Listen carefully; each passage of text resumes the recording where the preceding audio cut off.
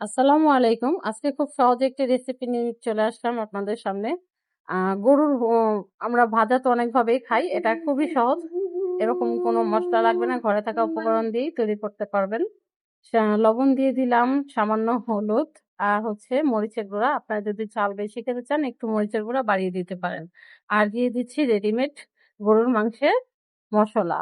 আর সাথে একটু দিয়ে দিব আমরা মাস্টার্ড অয়েল বা সরিষার তেল। এটা দিয়ে খুব ভালোভাবে আমরা মাখিয়ে নিব এবং মাখানোর পর এটা কিন্তু আমরা ১০ থেকে ১৫ মিনিট রেখে দিব। রেখে দিলে সবচেয়ে ভালো হয়। এতে মেরিনেটটাও খুব আ সহজেই মিশে যায় এবং মসলাটা খুব ভালোভাবে মিশতে সহজ হয়। তো এখন আমরা ভাজার জন্য চলে গেলাম।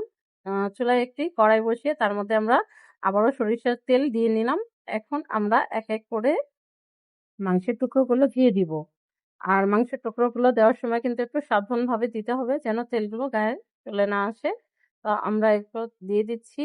আর এগুলো কিন্তু খুব সুন্দর করে ভেজে নিতে হবে। একদম দেখা যায় যেন আপনার চুলার আঁচটা খুব বেশি বাড়ানো যাবে না। মিডিয়াম আঁচে রেখে আমরা এটা ভেজে নিব। দেখুন ১ম অবস্থায় কিন্তু এরকম হালকা একটা কালার আসছে। সেটা ভাজতে, ভাজতে আরো সুন্দর কালার চলে আসবে। এই দেখুন এখন আমাদের মাংসটা কিন্তু প্রায় ভাজা হয়ে গেছে। আমাদের এখন মাংস ভাজা শেষ। এটা কিন্তু খেতে খুবই মজার।